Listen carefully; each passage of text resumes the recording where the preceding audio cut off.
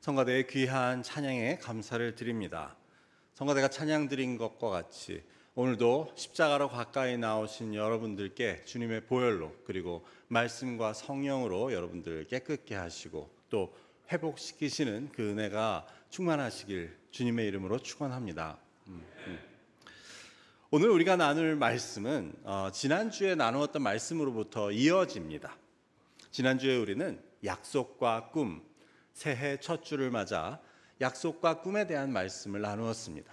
그래서 하나님의 약속을 우리의 꿈으로 삼을 때 하나님께서는 나를 그 꿈에 맞는 사람으로 변화시켜 주시고 결국 나의 삶을 통해 그 꿈을 이루어 주신다는 그러한 말씀이었습니다. 그렇다면 하나님의 꿈에 걸맞는 사람이란 어떤 사람을 말합니까? 요셉의 경우는 어떠한 사람으로 변하게 되었습니까? 그 내용은 바로 하나님 나라의 백성으로서의 우리의 정체성과 관련된다고 할 수 있습니다. 즉 하나님의 나라에 합당한 사람은 어떤 사람인가 하는 질문과 관련이 됩니다. 그래서 이것은 단지 하나님의 약속과 그 꿈이 이루어지는 것에만 국한되는 문제가 아니고 우리가 하나님의 나라의 백성으로 되어가는 그러한 문제와 관련되는 이야기라는 것을 알게 됩니다. 그래서 하나님께서는 그 택하신 백성들을 하나님 나라의 백성으로 변화시켜 가십니다. 요셉의 경우도 그러했습니다. 그런데 우리가 그것을 모르고 그 방향을 잡고 있지 못하다면 우리는 요셉과 같이 먼 길을 돌아가게 될 수밖에 없습니다. 먼 길, 힘든 길, 고난의 과정을 거쳐야 합니다. 하지만 우리가 말씀을 통해 그 방향을 바로 알고 하나님 나라 백성의 정체성에 대해 우리의 목표에 대해 깨닫고 있다면 우리는 훨씬 가까운 길로 갈 수 있습니다. 하나님 나라는 어떤 곳인지를 바로 알고 그에 합당한 사람들은 어떠한 사람들인지를 우리가 알 수 있다면 우리는 요셉이 간 그 먼 길을 훨씬 가깝게 갈 수 있습니다. 그래서 우리는 오늘 말씀을 통해 예수님께서 보여주시는 그 하나님의 나라에 대해서 함께 살펴보고자 합니다. 그래서 하나님 나라에 합당한 사람들은 어떠한 사람들인지에 대해 말씀을 나누고자 합니다. 이를 통해 올 한 해 우리가 하나님의 약속이 이루어지는 삶, 하나님 나라의 복된 삶을 누리실 수 있는 저와 여러분이 되시기를 축원합니다. 오늘 말씀의 내용을 먼저 요약해서 살펴보자면 이렇습니다. 예수님께서는 지나시던 길에 세리 레위가 세관 앞에 앉은 것을 보십니다. 당시에 세리는 유대인이면서 로마의 세금을 걷던 그런 세금 징수원이었습니다. 그래서 그들은 로마 관료들에게 웃돈을 주고 그 세금 걷는 책임을 얻어내게 됩니다. 그러면 로마 정부에서 정해준 것보다 훨씬 더 많은 세금을 걷어서 그 가운데 자기의 이익을 챙겼던 것입니다. 그러다 보니 세리들은 동족인 유대인들로부터도 손가락질을 받고 가장 천대를 받던 사람들이었습니다. 왜냐하면 자기들을 지배하고 있는 그 로마 제국을 이용해서 같은 민족을 착취하는 로마의 앞잡이들로 여겨졌기 때문입니다. 그래서 유대인들은 상종도 하지 않는 그러한 세리, 그중에 레위에게 예수님께서는 나를 따르라 라고 하셨던 것입니다. 예수님께서 나를 따르라고 하는 것은 무슨 뜻입니까? 예수님께서는 베드로와 안드레를 보시고도 나를 따르라고 하시고 그 밖에 다른 제자들에게도 나를 따르라 라고 하시며 그들을 부르셨습니다. 그래서 예수님께서 세리 레위에게 나를 따르라고 하신 것은 바로 나의 제자가 되라고 말씀하신 것이었습니다. 여기서 잠시 말씀드리고 넘어갈 것은 오늘 말씀의 세리 레위라고 하는 자는 다른 곳에 나오는 세리 마태와 같은 사람입니다. 그래서 마가복음과 누가복음에서는 그를 세리 레위라고 부르고 마태복음에서는 세리 마태라고 부르고 있습니다. 그래서 예수님께서는 세관에 앉은 마태에게 나를 따르라, 그렇게 나의 제자가 되라 라고 말씀하고 계셨던 것입니다. 그리고 예수님은 그 세리 레위의 집에 가서 그와 함께 앉아 식사를 하십니다. 그러자 그 레위 말고도 다른 세리들 그리고 다른 죄인들이 함께 모여서 예수님과 식사를 하게 됩니다. 그런데 이를 본 바리새인의 서기관들은 이를 비난합니다. 어찌 예수님이 저런 세리와 죄인들과 함께 식사를 하신단 말이냐고 그 예수님의 제자들에게 책망합니다. 이를 들으신 예수님께서는 의사는 건강한 자에게는 필요 없고 병든 자에게 필요한 것이라고, 그래서 나도 의인을 부르러 온 것이 아니고 죄인을 부르러 왔다고 하시는 말씀이 바로 오늘 본문의 내용입니다. 그렇다면 오늘 말씀은 우리에게 하나님의 나라에 대해서 그리고 그 하나님 나라의 백성에 대해서 무엇을 가르쳐 줍니까? 첫 번째로 오늘 말씀은 바리새인들이 가진 의로움에 대한 관점을 먼저 보여줍니다. 바리새인들에게 있어서 의로움은 죄인과 거리를 두는 것이었습니다. 죄인을 가까이 하지 않는 것입니다. 그들은 스스로를 의롭다고 여기고 있었고, 그래서 자신들은 죄인들과는 다르다고 생각하고 있었습니다. 다를 뿐만 아니라 죄인들과 가까이 하면 자신들의 의로움이 피해를 입는다고 생각했습니다. 그렇기 때문에 예수님께서 세리와 죄인들과 함께 식사를 하시자 펄쩍 뛰며 이를 비난했던 것입니다. 이런 당시 유대인들의 입장은 베드로와 바울 사이의 이야기를 통해서도 우리가 알 수 있습니다. 베드로가 안디옥에서 이방인들과 함께 앉아 식사를 하고 있었는데 그때 예루살렘에서 유대인들이 찾아오게 됩니다. 그러자 베드로는 이 이야기를 듣고 그들의 눈치를 보고느라 그 자리를 슬쩍 떠나 물러갔다는 것입니다. 이로 인해 바울은 베드로의 위선을 책망하였다는 사실이 바로 갈라디아서 말씀에 기록되어 있습니다. 이것 역시 당시 이방인, 세리, 창기, 죄인들과 식사하는 것을 금했던 그 유대인들의 관습을 보여주고 있었습니다. 이처럼 유대인들, 그 중에서도 특별히 바리새인들은 유대인과 이방인을, 의인과 죄인을 나누고 차별과 그리고 분리를 강조하며 지키고 살아왔습니다. 누가복음 18장에 나오는 바리새인들의 기도도 이것을 아주 잘 보여줍니다. 하나님께 드리고 있었던 바리새인들의 기도의 요점은 이것이었습니다. 내가 저 세리와 같지 않다는 것을 감사드립니다. 이처럼 그들은 심지어 하나님께 드리는 기도에서도 의인과 죄인을 나누어 자신들을 의인의 범주에 넣고 자기 스스로가 죄인을 정죄하고 있었던 것입니다. 이러한 바리새인들의 그 의로움에 대한 관점을 과연 우리는 그저 비판만 할 수 있을까요? 우리도 은연중에 사람들을 의인과 죄인으로 나누고 있지는 않습니까? 만약 아니라면 믿음 좋고 믿음 없는 사람으로 나누는 것은 어떻습니까? 그래서 나 스스로는 좋은 믿음으로 여기면서 다른 이들의 부족함이나 모자람을 판단하고 있는 모습은 없습니까? 그렇게 되면 교회에 와서도 다른 사람을 보며 눈살을 찌푸리게 되고 어떤 사람들과는 같이 식탁에 앉지 않는 그러한 모습이 우리에게서 드러날 수도 있습니다. 오늘 바리새인들이 보기에는 자기들은 세리들과는 완전히 다른 사람들이었고 그래서 그들과는 말도 섞지 않았습니다. 그러니 예수님께서도 그 세리와 그 죄인들과 함께 식사를 해서는 안 되는 것이었습니다. 바리새인들이 이러한 기준을 가지고 이렇게 따졌던 것이 바로 다름 아닌 하나님의 율법에 기초하였다는 사실, 그것이 참으로 뜻하는 바가 크다고 할 수 있습니다.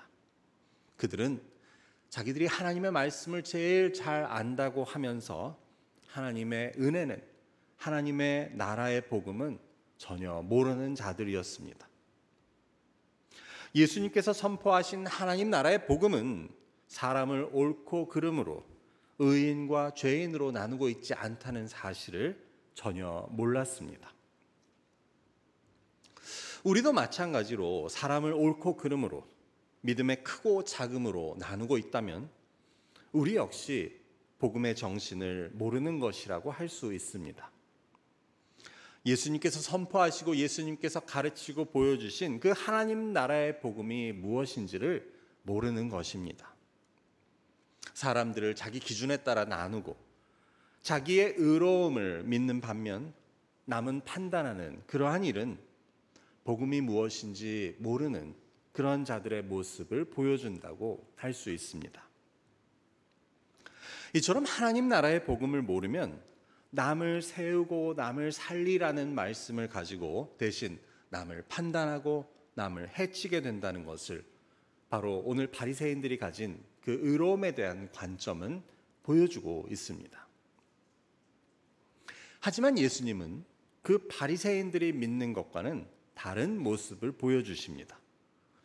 그래서 오늘 말씀의 두 번째로 예수님께서는 의인이 아닌 죄인을 위해 오셨음을 오늘 말씀은 보여줍니다.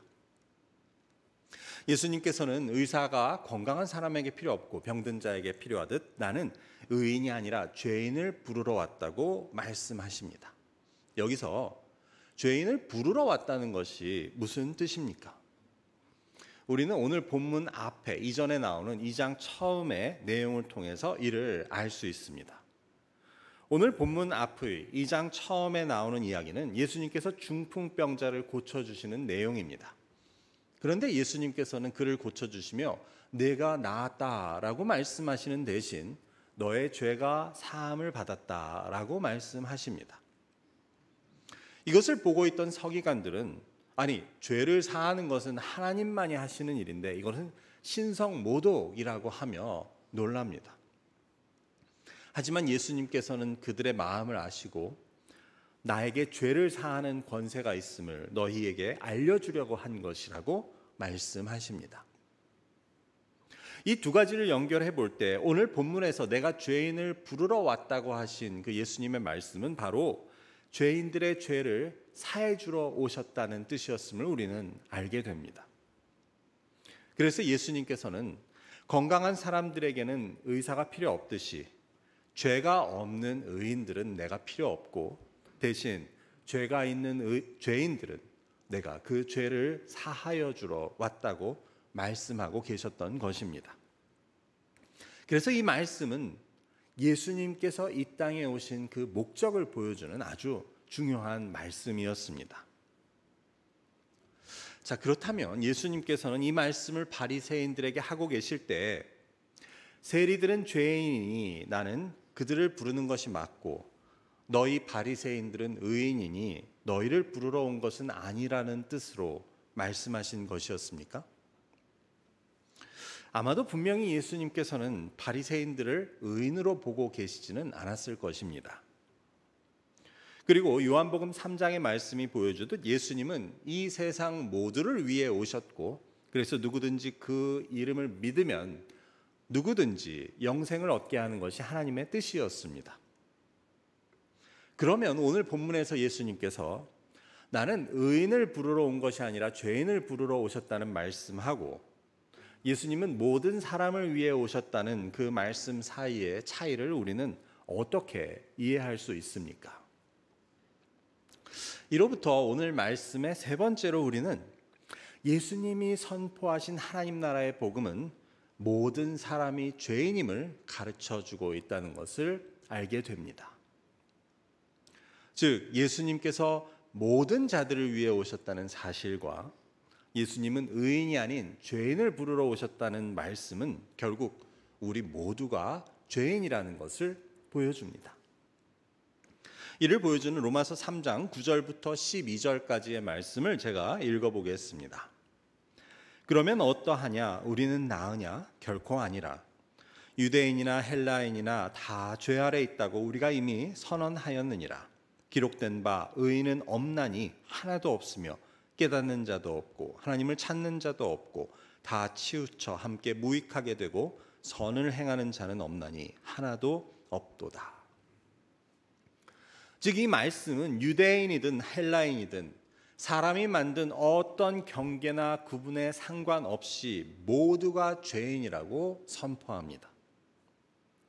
그러니 바리새인이나 세리나 다 죄인입니다. 그리고 강조하기를 의인은 없나니 하나도 없다고 다시 말합니다. 아담 이래 인류 역사의 의인은 하나도 없다는 것입니다. 이것이 바로 예수님께서 선포하신 복음의 내용이었습니다. 의인은 없나니 하나도 없고 모두가 똑같은 죄인이다. 그리고 나는 죄인을 부르러 왔다. 이런 예수님의 복음 안에 차별이 있습니까? 분리가 있습니까? 나눔이나 차등이 있습니까? 전혀 없습니다.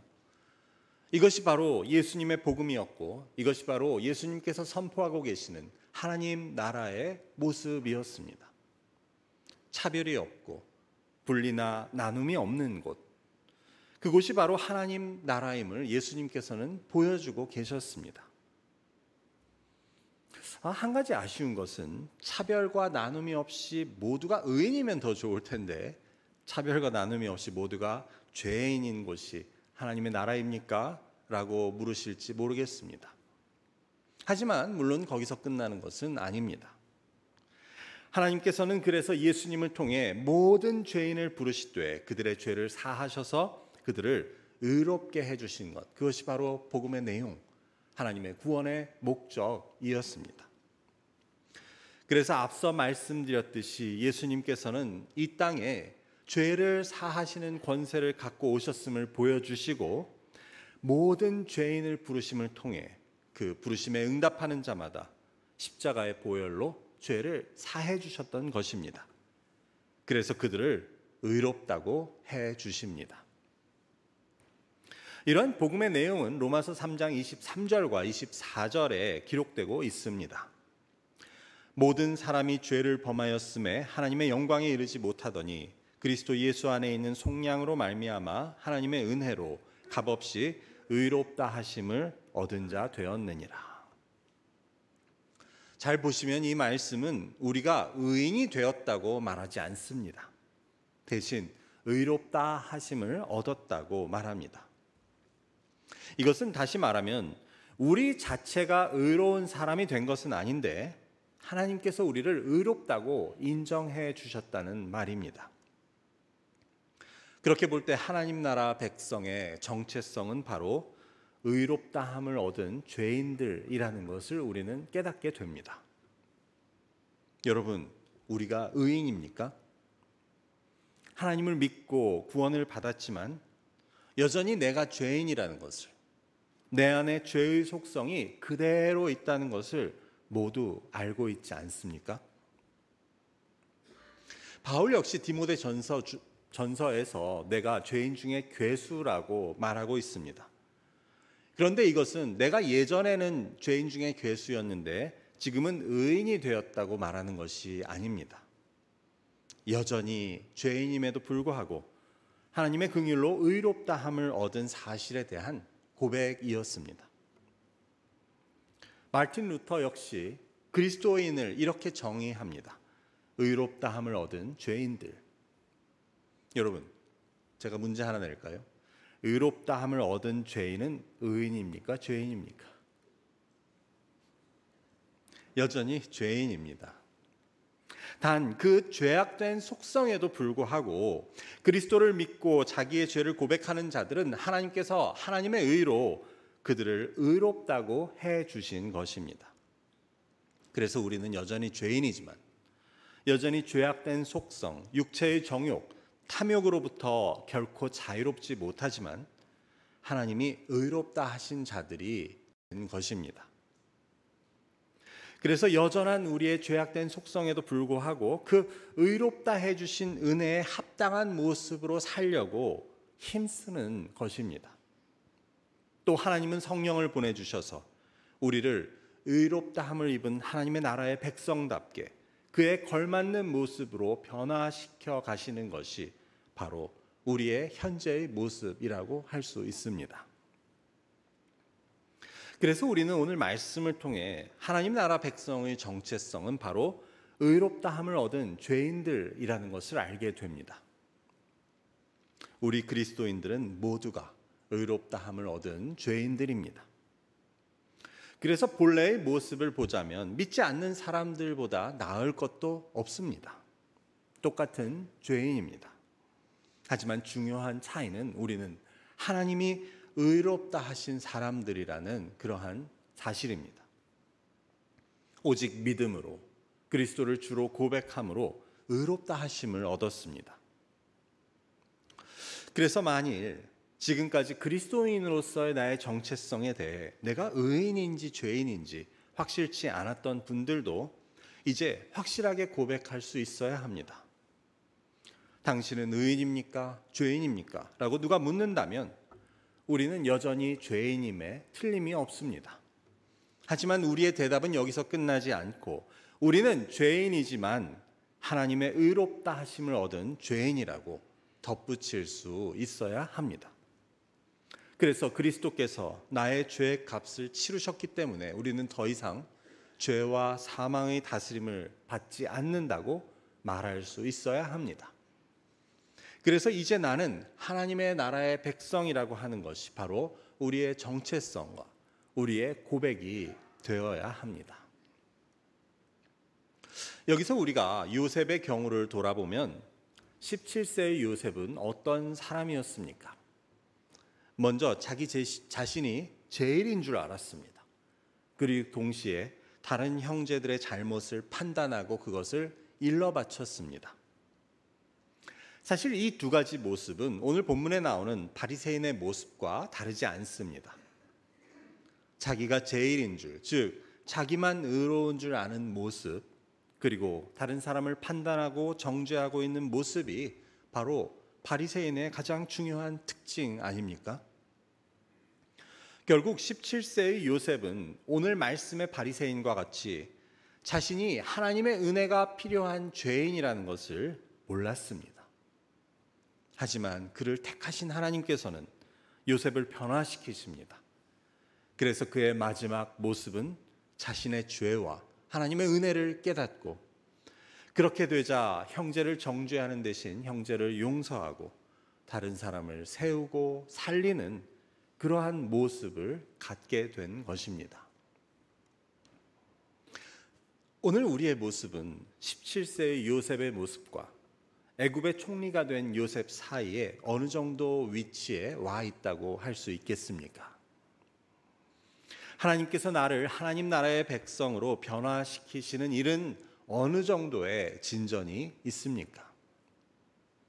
나에게는 아직도 내가 옳고 다른 이들을 판단하게 되는, 그리고 내가 속한 무리와 다른 사람들 사이의 경계를 긋고 있는 그런 바리새인의 의로움에 대한 관점이 얼마나 남아 있습니까?